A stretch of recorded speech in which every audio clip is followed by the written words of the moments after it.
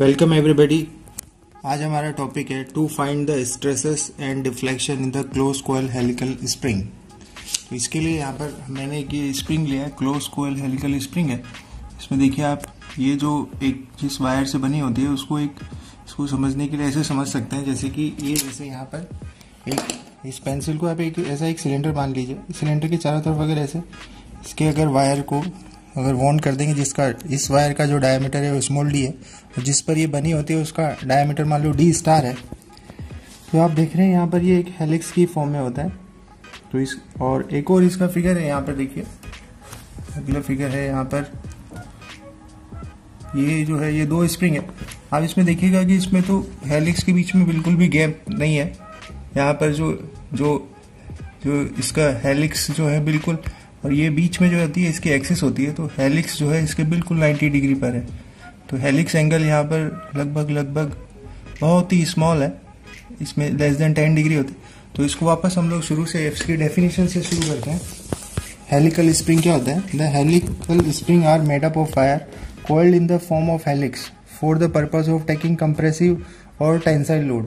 तो जो हमारा टॉपिक है वो जो होता है वो जो कोयल में गैप तो कम होता है, लेकिन इसका नाम जो होता है इसकी एप्लीकेशन के ऊपर बेस्ड है। जैसे इसका एप्लीकेशन है, इसमें टेंसाइल लोड को लेना है, इसलिए इस स्प्रिंग का नाम है, इसका टेंशन स्प्रिंग है ये, जबकि ये बिल्कुल एकदम क्लोज कोयल है। अगर इसमें गैप होता तो ये जो होता है वो कंप्रेशन के लिए बनी होती, जैसे शॉक ऑब्जर्वर में लगे होते हैं तो वो कंप्रेसिव लोड लेते हैं। यहाँ पर ये जो होता है ये एग्जांपल है स्प्रिंग बैलेंस। स्प्रिंग बैलेंस में देखिए आप, स्प्रिंग बैलेंस में ये टेंशन इसका पर्पस होता है, क्लोज कोयल स्प्रिंग होती है। तो इसमें क्लोज कोयल हेलिकल स्प्रिंग का क्या डेफिनेशन है? Helical spring are said to be close coils when the spring wire is coiled so close that the plane containing each turn. इसका ये टर्न है और ये जो एक्सिस है और ये जो टर्न है हेलिक्स, ये जो हेलिक्स एंगल है, ये जो प्लेन जिसमें टर्न है वो प्लेन और ये एक्सिस के बीच में जो एंगल होता है उसको हेलिक्स एंगल बोलते हैं। तो वो जो हेलिक्स एंगल है ये इसमें बहुत छोटा होता है, लेस देन 10 डिग्री होता है। तो दोबारा से देखते हैं, helical springs are said to be close coil when the spring wire का डायमीटर स्मॉल डी होता है और जिस पर ये जिसके ऊपर इसको चारों तरफ से इसको बनाया जाता है उसका डायमीटर डी स्टार है। So close that the plane containing each turn is nearly right angles to the axis of the coil. Helix angle is usually less than 10 degree। अब यहाँ पर हम लोग ये देखते हैं, जैसे इसी को यहाँ पर ये एक स्प्रिंग मैंने बनाई है। यहाँ पर ये देखिए ये एक स्प्रिंग है, क्लोज कोयल स्प्रिंग है। इसमें यहाँ पर ये देखिए लोड इसका एक एंड भी ये देखिए आप, यहाँ पर ये सेंटर की तरफ आ रहा है, सेंटर की तरफ आता है। और यहाँ पर जैसे मैं इसको ऐसे कैच कर लेता हूँ और नीचे अगर इसके लोड लगा देता हूँ तो ये देखिए ये एक्सटेंशन इसमें लोड लेने के लिए बनी होती है ये, इसलिए इसका नाम है टेंशन स्प्रिंग। इसकी नाम जो होता है उसकी एप्लीकेशन जो वो काम करती है उसके ऊपर बेस्ड होता है, ये टेंशन स्प्रिंग है। तो इसमें लोड की वजह से देखिए लोड आप ध्यान से देखिए लोड तो यहाँ पर देखिए आप, ये जो लोड होता है ये लोड होता है, ये जो एक स्प्रिंग वापस एंड जो होता है इसका सेंटर की तरफ आता है, एक हुक की तरह रहता है, जो कि आपने उसमें फिगर में भी देखा था। तो यहाँ पर ये लोड की वजह से ये एक्सटेंशन हो रहा है, ये क्लोज कोयल हेलिकल स्प्रिंग है। और इसी यहाँ पर जो ये लोड की वजह से इसमें इंटरनल जो फोर्सेस और मोमेंट का डिस्ट्रीब्यूशन हो रहा होगा और उसकी वजह से जो स्ट्रेसेस आ रही होंगी उसी को निकालना हमारे लेक्चर का ऑब्जेक्टिव है। तो ये जो क्लोज कोयल हेलिकल स्प्रिंग है इसको मैंने यहाँ पर बनाया हुआ है। ये देखिए इसमें काफ़ी आपको ये जो स्प्रिंग है ये टर्न, ये जब ये अंदर की तरफ, ये देखिए यहाँ से ये बाहर का टर्न है, ये अंदर टर्न है, जो ये थोड़ा सैफरन कलर में जो बाहर आती है येलो कलर में, ये देखिए स्प्रिंग के टर्न्स ऐसे दिखाए गए हैं। और अगर इसमें ये लोड पी है, इसमें जो ये वाला ये टर्न है, ये जो और एक स्ट्रेट लाइन यहाँ से ले लें, यहाँ से अगर मैं इसमें एक स्ट्रेट लाइन ड्रॉ कर दूँ और ये जो टर्न है इन दोनों के बीच में जो एंगल बनता है उसी को बोलते हैं अल्फा, हेलिक्स एंगल अल्फा यही होता है कि जो टर्न इसकी हॉरिजॉन्टल लाइन से जो एंगल बनाता है उसको हेलिक्स एंगल अल्फा बोलते हैं। ये इसमें यहाँ पर लोड लगने की वजह से काफ़ी गैप दिखाया गया, लेकिन अल्फा जो होता है वो ये जो प्लेन होते हैं इसके ये इतना एंगल भी नहीं रहता है, ये ऑलमोस्ट हॉरिजॉन्टली रहते हैं, मतलब एंगल बहुत ही स्मॉल होता है, लेस देन 10 डिग्री। तो ये यहाँ पर एक ये स्प्रिंग का जब लोड आ गया है तब इसका ड्राइंग है। ये इस समय टेंशन लोड ले रही है। इसमें कोऑर्डिनेट सिस्टम हमने इस डायरेक्शन को x माना है, इसको y माना है और इसको z माना है। अब यहाँ पर हम लोग ये चाहते हैं कि ये जब लोड लगता है, यहाँ पर जब लोड लग रहा होगा तो इसके अंदर, स्प्रिंग के अंदर हम लोगों को internal distribution of forces, moment और उनकी वजह से जो स्ट्रेसेस वो निकालने हैं। तो हम लोग इसमें कहीं भी कट कर सकते हैं। छोटा सा एक्सप्लोरेटरी सेक्शन लेते हैं, हो सकता है वो यहाँ कट कर रहा हो सकता है यहाँ, लेकिन अगर उसको हम लोग सामने से देखेंगे, जैसे अगर इसको यहाँ से कट किया और सामने से देखा, और अगर आपने यहाँ से भी कट किया होता तो हम लोग इधर से अगर देखते तो भी हमें वही ड्राइंग मिलता। तो इसको, स्प्रिंग को कहीं से भी कट करो, लेकिन देखना है आपको उसके बिल्कुल 90 डिग्री से। तो ये इसका ड्राइंग है। इस समय ये मैंने एक ड्राइंग बनाया है। यहाँ पर एक्सप्लोरेटरी सेक्शन लगा दिया है।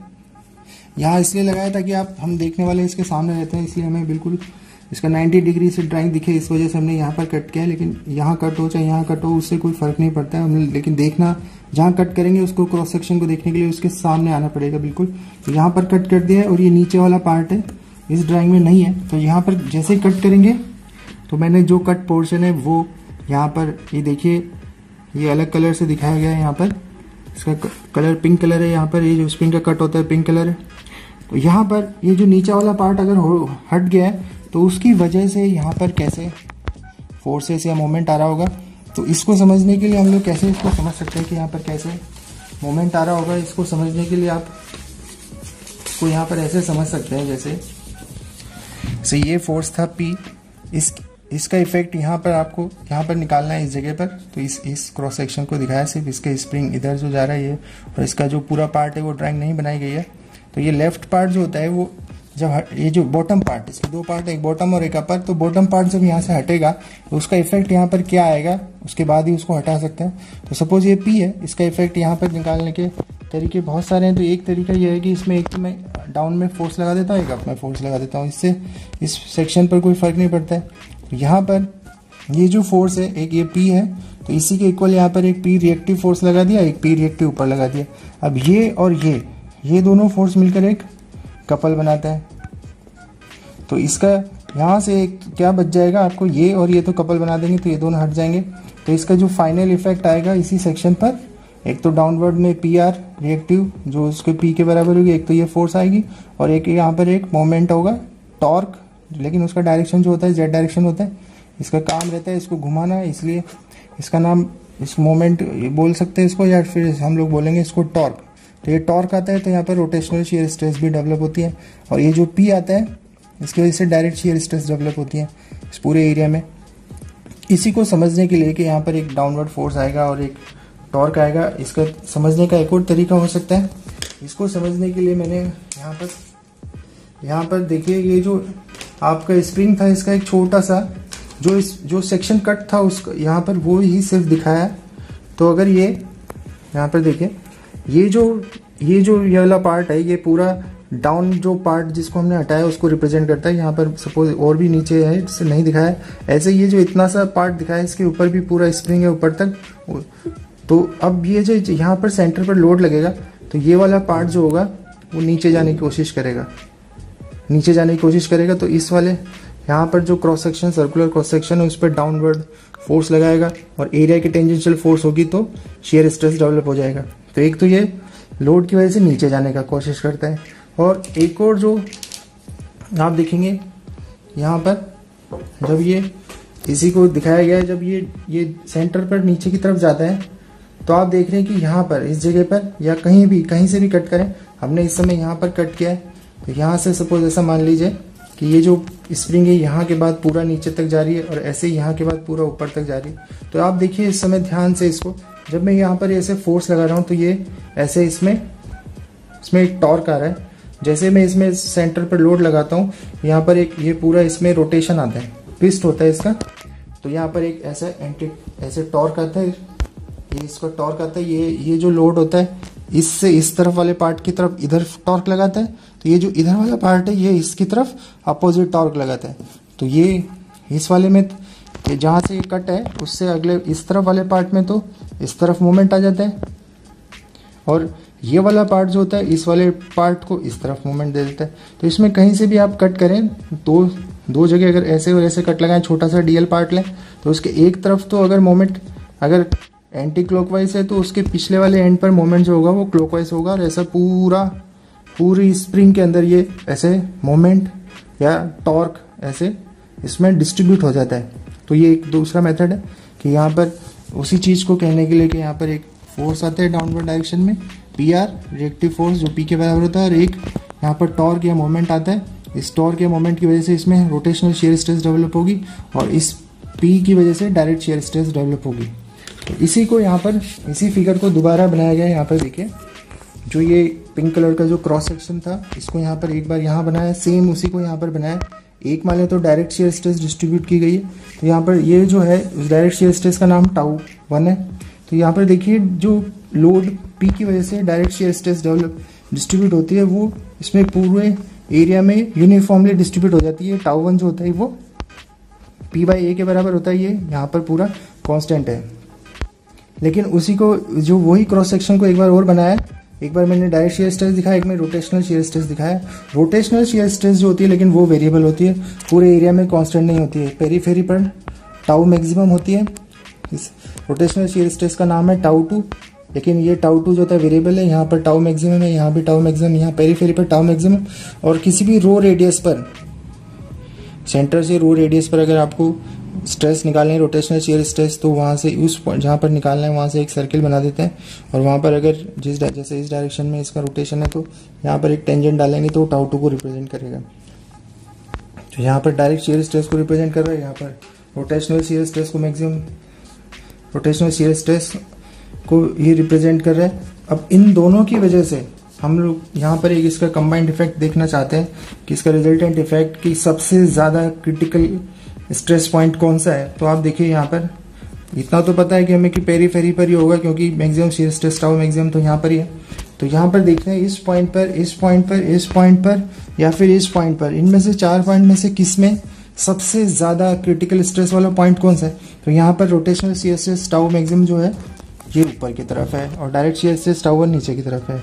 यहाँ पर rotational shear stress maximum tau maximum जो है इस तरफ है, यहाँ पर टाउ 1 इस तरफ है, यहाँ पर इस तरफ है, यहाँ पर इस तरफ है। लेकिन ये वाला पॉइंट ऐसा है जहाँ पर टाउ 2 जो है ये भी डाउनवर्ड है और टाउ 1 भी डाउनवर्ड है। तो यहाँ पर एक इन दोनों का कंबाइंड रिजल्ट इफेक्ट मैक्सिमम होता है। तो जो स्प्रिंग होता है, स्प्रिंग का इससे आप पता लगा सकते हैं कि स्प्रिंग में जो इनर पॉइंट होता है वही क्रिटिकल स्ट्रेस पॉइंट होता है। यहाँ पर मैक्सिमम शियर स्ट्रेस होती है, मैक्सिमम शियर स्ट्रेस इन दोनों का रिजल्टेंट होती है। मैक्सिमम टाउ उसको बोलते हैं, तो उसी को निकालना हम लोग सबसे पहले उसी को निकालते हैं। तो यहाँ पर देखिए मैक्सिमम शियर स्ट्रेस के लिए मैक्सिमम टाउ उसको बोला हमने, जो टाउ 1 प्लस टाउ 2, और टाउ 2 में भी टाउ मैक्सिमम। तो यहाँ पर टाउ 1 जो होता है पी बाई ए के बराबर है, टाउ 2 जो होता है वो आप जानते हैं कि टी बाय फॉर्मूला है tau maximum by C equal to T by J equal to G five by L.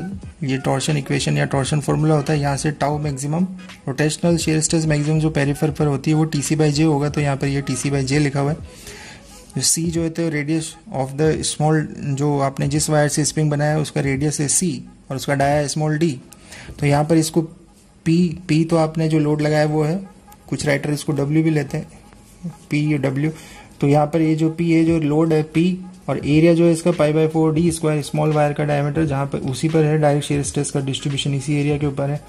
अब इसमें टी टॉर्क जो होता है, टॉर्क आप देखिए टॉर्क कैसे, इसमें टॉर्क की वैल्यू कैसे होगी। जैसे यहाँ पर लगा हुआ है लोड पी, और इसका यहाँ से यहाँ तक का जो इस लोड की वजह से जो यहाँ से यहाँ तक जो मोमेंट आएगा या टॉर्क जो होगा वो जो होगा ये पी लोड इंटू यहाँ से यहाँ तक का जो डिस्टेंस है वो आर है, जो एक्सिस ऑफ द स्प्रिंग है। और जो स्प्रिंग जो जिस वायर से बनी हुई है उसका जो सेंटर पॉइंट है वहाँ से स्प्रिंग के एक्सिस के बीच की डिस्टेंस को हम लोग आर बोलते हैं। और ये जो आर है इसका 2r जो होगा वो मीन डायमीटर है। मीन डायमीटर जो होता है जिस सिलेंडर के ऊपर रोटेट करके बनाई गई है उसके बराबर नहीं होता है। जो मीन डायमीटर होता है वो जो जिस सिलेंडर के ऊपर बनाई गई है उसका अगर डायमीटर डी स्टार बोले तो D star plus spring wire का डी, ये D star plus D equal to mean diameter capital D के बराबर होता है। तो यहाँ पर जो टॉर्क है वो पी इंटू आर के बराबर है, और टॉर्क की जगह मैंने लिख दिया पी आर और सी की जगह लिख दिया डी बाई 2, और जे आपको पता है जे जो होता है वो पोलर मोमेंट ऑफ इनर्शिया होता है, ये 5/2c4 के भी बराबर होता है और ये यही 5/32d4 के बराबर भी होता है। तो यहाँ डायमीटर की टर्म्स में हम लोग बात कर रहे हैं तो 5/32d4 लिख दिया है। फिर इसको सॉल्व करेंगे 4p/πd², और इससे आ जाएगा 16pr/πd³। ये आप फेमस रिजल्ट है, ये आप वैसे भी आपको पता है कि जो शेयर स्ट्रेस जो होती है वो जो होती है 16t/πd³ के बराबर होती है। टी की जगह pr है। अब इसमें इसको क्या करते हैं हम लोग, ये वाला जो टर्म है इसको 4rd और 4rd से ऊपर और 4rd से नीचे मल्टीप्लाई कर देते हैं, और इसमें दोनों में 16pr/πd³ को कॉमन ले लेते हैं। तो ये इसको पहले लिख देते हैं। तो यहाँ पर 16pr इसका इसको पूरे को कॉमन ले लिया गया, तो यहाँ पर आ जाता है 1, और यहाँ से जो 4rd और 4rd से मल्टीप्लाई करने के बाद यहाँ बचता है d/4r।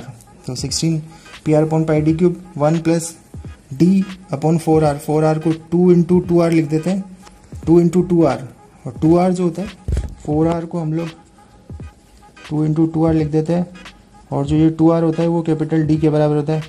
तो यहाँ ये जो 1/2 जो बचता है उसको 0.5 लिख देते हैं, और ये D बचता है और एक ऊपर का D, तो D/D इसको हम लोग m लिख देते हैं, स्प्रिंग इंडेक्स m। तो ये जो हमारा फॉर्मूला होता है मैक्सिमम टाउ का, ये फॉर्मूला है मैक्सिमम टाउ के लिए 16pr/πd³ 1 + 0.5/m, m is the spring index. अब इस फार्मूले को बनाते हुए आप देखिए, इस फार्मूले को बनाते वक्त एक छोटा सा स्प्रिंग का लेंथ लेते हैं हम लोग dl। इस फार्मूले को बनाते वक्त हमने जो फार्मूला यूज़ किया है 16pr/πd³, 16t/πd³, ये जो फार्मूला डिराइव किया गया है ये स्ट्रेट शाफ्ट के लिए डिराइव किया गया है। जैसे यहाँ पर अगर ये हाफ प्लेन है, अगर ये इतना आर्क लेंथ पर टर्न करते हैं तो यहाँ पर जो गामा होती है वो आर्क लेंथ अपॉन इसका जो यहाँ पर ये वाला लेंथ है इसके बराबर होता है, आर्क लेंथ अपॉन, अगर ये छोटा सा लेंथ dl है तो आर्क लेंथ अपॉन dl। लेकिन आप जानते हैं कि जो एक्चुअल में स्प्रिंग है वो टर्न लेकर के है, तो इसमें ये लेफ्ट एंड जो होता है इसका लेंथ जो होता है वो कम होता है, और ये वाले इस वाले एंड का लेंथ जो होता है ज़्यादा होता है। तो यहाँ पर थोड़ा सा और ज़्यादा शेयर स्ट्रेस का डिस्ट्रीब्यूशन होता है, क्योंकि गामा जो होता है सेम आर्क लेंथ तो सेम है, लेकिन जो नीचे कर्व्ड लेंथ है वो अब यहाँ पर तो कम है और यहाँ ज़्यादा है। तो आप देखेंगे कि जब यही जो स्ट्रेट सिलेंडर के लिए जो है यहाँ पर स्ट्रेस रोटेशनल, यहाँ पर ये शेयर एंगल जो है आर्क लेंथ अपॉन dl, यहाँ पर dl कम होने की वजह से क्या होता है यहाँ पर ये गामा बढ़ जाता है तो शेयर स्ट्रेस भी बढ़ जाती है। तो ये जो स्प्रिंग का इनसाइड वाला पॉइंट है यहाँ पर, इसमें इस कर्व्ड पार्ट का करेक्शन किया था इन्होंने AM वॉल ने, और इस कर्व्ड पार्ट को इन्होंने लिया और एक करेक्शन दिया इन्होंने, ये फॉर्मूला इसको मॉडिफाइड किया AM वॉल ने। इसको लिए इस फैक्टर को इन्होंने एक नया फैक्टर इसमें जोड़ा, इस फैक्टर का नाम है वॉल फैक्टर। तो ये फॉर्मूला इन्होंने मॉडिफाइड किया 16pr/πd³ 4m-1 होता है 16pr/πd³ 4m-1/4m-4 + 0.615/m। ये जो टर्म है इस टर्म का नाम है वॉल फैक्टर या वॉल करेक्शन फैक्टर। अब इस टर्म को ध्यान से देखिए, तो अगर देखिए यहाँ पर एक ये जैसे ये ट्रेन रेल है उसकी स्प्रिंग्स हैं शॉक ऑब्जर्वर्स की, यहाँ पर देखिए काफ़ी बड़े डाया कैपिटल D पर है, और जो वायर है वो स्मॉल d है यहाँ पर। तो m जो होता है इसका m जो होता है वो काफ़ी ज़्यादा होता है। तो वापस इस फॉर्मूले पे आते हैं, जब m काफ़ी ज़्यादा होता है d/d की वैल्यू वहाँ पर इस टाइप से स्प्रिंग है, तो इसमें 4m-1 और 4m-4 ये जो होता है ये लगभग एक ही जैसी बात है। जैसे अगर m को अगर काफ़ी ज़्यादा रखें हम लोग तो 4m-1 भी कर दें या 4m-4, ये दोनों आपस में मतलब ये कट हो जाएंगे तो 1 ही आ जाएगा। और 0.615 एक प्रकार से 0.5 भी हो सकता है। तो ये वापस वही फॉर्मूला बन जाता है जो हमने अभी डिराइव किया था 16pr/πd³ 1 + 0.5/m। लेकिन ये एक्चुअल फॉर्मूला है, अगर आप न्यूमेरिकल करें एक्चुअल तो इसका यूज़ कर सकते हैं, वरना आप जो अभी हमने फॉर्मूला डिराइव किया था 16pr/πd³ 1 + 0.5/m। कुछ न्यूमेरिकल ऐसे भी सॉल्व किए गए हैं कि सिर्फ 16pr/πd³ से भी सॉल्व किए गए। 0.5/m भी बहुत ही नेग्लिजिबल क्वांटिटी होती है, तो 16pr/πd³ से भी सॉल्व किए गए। लेकिन इससे हमने कंक्लूजन क्या निकाल सकते हैं? इससे हम लोग ये कंक्लूजन निकाल सकते हैं कि इसमें जो कंट्रीब्यूशन होता है मैक्सिमम शेयर स्ट्रेस के लिए वो रोटेशनल शीयर स्ट्रेस का ही मैक्सिमम कंट्रीब्यूशन होता है 16 pr/πd³। ये सारा के सारी टर्म रोटेशनल शीयर स्ट्रेस को रिप्रेजेंट करती है। और ये जो स्प्रिंग है यहाँ पर, ये वाला जो अभी ये है, इसमें जो होता है वो डायरेक्ट शीयर स्ट्रेस का कंट्रीब्यूशन अप टू 14% तक होता है इसमें, इस वाले स्प्रिंग में। वरना अगर आपका स्प्रिंग का ये जो एम है, ये अगर आपका डाया भी जिस पे बनी हुई है वो अगर यहाँ पर अगर एम की वैल्यू काफ़ी ज़्यादा है तो आप देख सकते हैं कि अगर तो यहाँ पर जो सारा कंट्रीब्यूशन है वो रोटेशनल शीयर स्ट्रेस का है। तो ये हमने एक मैक्सिमम शीयर स्ट्रेस डब्ल्यू तो इसका एक्सप्रेशन निकाल लिया है। अब हम लोग मैक्सिमम डिफ्लेक्शन, जब इसमें लोड लगाते हैं, जब इस स्प्रिंग में लोड लगाते हैं, जैसे उसी को दोबारा दिखाया गया है। यहाँ पर ये स्प्रिंग है, पूरा स्प्रिंग ऐसे दिखाया गया है, और इसमें ये पूरे स्प्रिंग में से एक जो डीएल पार्ट है, सिर्फ उसी को मान लो हम लोग ऐसा मानते हैं कि वो रोटेशन के लिए फ्री, और बाकी सब जो होता है वो एकदम से फिक्स हो चुका है, मतलब वो एकदम सॉलिड बॉडी बन चुका है, और यही बॉडी है जो रोटेशन के लिए फ्री है। तो यहाँ पर एक स्प्रिंग को दिखाया गया। हम लोग इसमें दिखाना चाहते हैं कि जब लोड आता है तो जो लोड जो होता है वो, सपोज ये लोड लगाने से पहले ये यहाँ पर था, जब लोड नहीं था, सपोज लोड लगने के बाद ये पॉइंट खिसक कर यहाँ पर आ गया, तो इसको यहाँ से यहाँ तक की डिस्टेंस को हम लोग बोलते हैं डेल्टा, डिफ्लेक्शन। इसी को निकालना है हमें। इसके लिए जो ये छोटा सा जो पार्ट लिया गया है डीएल, जिसको रोटेशन के लिए फ्री है, बाकी स्प्रिंग को पूरे को फिक्स कर दिया गया है। तो इसके डीएल में आप देखिए यहाँ पर ये डीएल, इसका सेंटर पॉइंट का नाम है बी, इस बी को यहाँ से मिलाते हैं तो इसका नाम रख दिया है सी। अब इस यहाँ पर ये यहाँ से यहाँ तक जो डेल्टा है, इसमें एक छोटा सा, इस छोटे से पार्ट का वजह से एक छोटा सा डिफ्लेक्शन है डीएल। यहाँ पर यहाँ से यहाँ तक का डिस्टेंस है डीएल। ये छोटे से पार्ट में क्या होता है, जब आप लोड लगाते हैं तो इसमें जो रोटेशन आता है उसकी वजह से ये सेंटर पॉइंट है, सेंटर पॉइंट को यहाँ पर जहाँ यहाँ पहले ए से मिला दिया, और इसी का ड्राइंग यहाँ पर बनाया गया है। ये यहाँ पर इसमें ये सेंटर पॉइंट है, सेंटर पॉइंट को ए से मिला दिया गया है, ये बी को ए से मिला दिया। अब जब इसमें रोटेशन आता है तो ये ए बी लाइन जो होती है वो यहाँ पर जब रोटेशन आता है तो ये ए बी या बी ए लाइन जो होती है, जब ये छोटा सा टॉर्क आता है डीएल की वजह से, छोटा सा टॉर्क डीटी, उसकी वजह से ये ए बी लाइन जो होती है ये ऐसे छोटे से एंगल डी5 से मान लो टर्न करती है। तो ये यहाँ पर ये जो टर्न करता है एडी, इस आर्क लेंथ एडी, और इसी का एडी का यहाँ पर प्रोजेक्शन लें तो ए के बराबर है जो है डी डेल्टा। इस डी डेल्टा और इसका हम लोग फिर बाद में इंटीग्रेशन कर देंगे। ये जो ट्रायंगल आप देखेंगे यहाँ पर एक ट्रायंगल बना है AED, और एक ट्रायंगल है यहाँ पर CBA। ये दोनों जो है सिमिलर ट्रायंगल है। इस मान लो इस AED, इसी यहाँ का जो फिगर है ये थोड़ा इसका सपोज मैग्नीफाइड व्यू है यहाँ पर। तो ये AED, इसको अगर हम लोग टर्न करते हैं तो ये जो AED ट्रायंगल है वो B, ये जब बड़ा ट्रायंगल है तो इस पॉइंट का नाम है BCA, और जब आप छोटे ट्रायंगल को कंसिडर कर रहे हैं तो ये AED, तो ये DEA है ये वाला ट्रायंगल। अब ये ट्रायंगल को रोटेट करके मैंने इसी बड़े ट्रायंगल के ऊपर ले लिया है, तो ये उसका फिगर है। अब इसमें हम लोग क्या है, एक चीज़ यहाँ पर कंपेयर करेंगे लेंथ को दोनों सिमिलर ट्रायंगल में। और एक चीज़ आप यहाँ पर देख सकते हैं, कि इसमें जो आर्क लेंथ AD है वो AB इंटू D5 के बराबर है। एक इक्वेशन तो ये है कि आर्क AD जो होता है वो AB इंटू D5 के बराबर है। सपोज इसका नाम रख देते हैं इक्वेशन नंबर 1। अब हम लोग इस ट्रायंगल, ये जो ट्रायंगल है जिसके ऊपर मैंने इस नीचे वाले जो AED ट्रायंगल को घुमा करके वापस इसी के ऊपर सुपर इम्पोज कर दिया।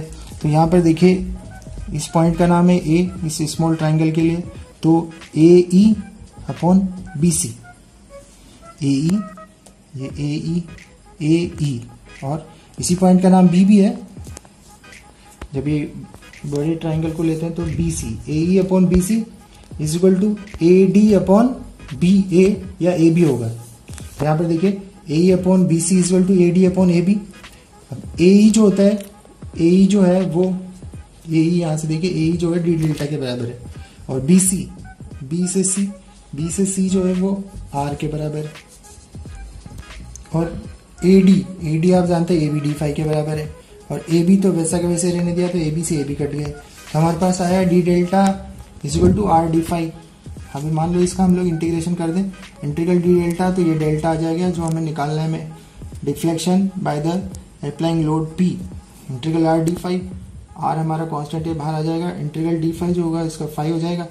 फाई की वैल्यू हम लोग यहाँ पर जानते हैं, आप अभी आपने देखा था, tau maximum by C equal to T by J equal to G phi by L. तो फाई जो होता है वो T L by J G के बराबर होता है।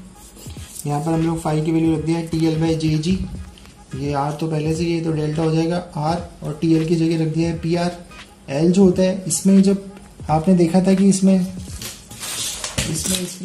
स्प्रिंग में सारा ये जो स्प्रिंग का जो प्लेन था, टर्न का जो प्लेन था वो एक्स एक्सिस के साथ 90 डिग्री एंगल बनाता है। तो एक टर्न की लेंथ होगी 2 पाई इंटू कैपिटल आर, और अगर इसमें एन टर्न है तो टोटल अगर स्प्रिंग की जो लेंथ हो जाएगी, टोटल स्प्रिंग की लेंथ यहाँ से यहाँ तक अगर एल है तो एल जो होती है वो 2 पाई आर एन के बराबर होगी। तो यहाँ पर लिखा हुआ है एल की जगह लिखा हुआ है 2 पाई आर एन, टी की जगह लिखा हुआ है पी आर, जे जो होता है अभी भी आपने देखा था पाई बाई 32 D4 के बराबर होता है। जी जो होता है मॉडुलस ऑफ रिजिडिटी होता है। तो अगर इसको हम लोग सॉल्व करते हैं तो डेल्टा आता है 64 PR³ एन अपॉन GD4। यही हमारे इस लेक्चर का ऑब्जेक्टिव था, स्प्रिंग डिफ्लेक्शन को निकालना और मैक्सिमम शेयर स्ट्रेस को निकालना। I hope that you understand all this, और आप इसको एक दो बार इसको वीडियो को देखिए और इसका प्रैक्टिस कीजिए, ये काफ़ी आसान हो जाएगा। इस डेल्टा और मैक्सिमम टाउ के ऊपर हम लोग नेक्स्ट वीडियो में प्रॉब्लम सॉल्व करेंगे। और इसमें एक इम्पोर्टेंट टर्म है स्प्रिंग के अंदर स्टोर्ड एनर्जी, वो भी हम लोग एक नेक्स्ट वीडियो में देखेंगे कि स्टोर्ड एनर्जी, और एक वीडियो हम लोग अभी थोड़ा डालेंगे कॉलम के ऊपर। तो आप इसका प्रैक्टिस कर लीजिए।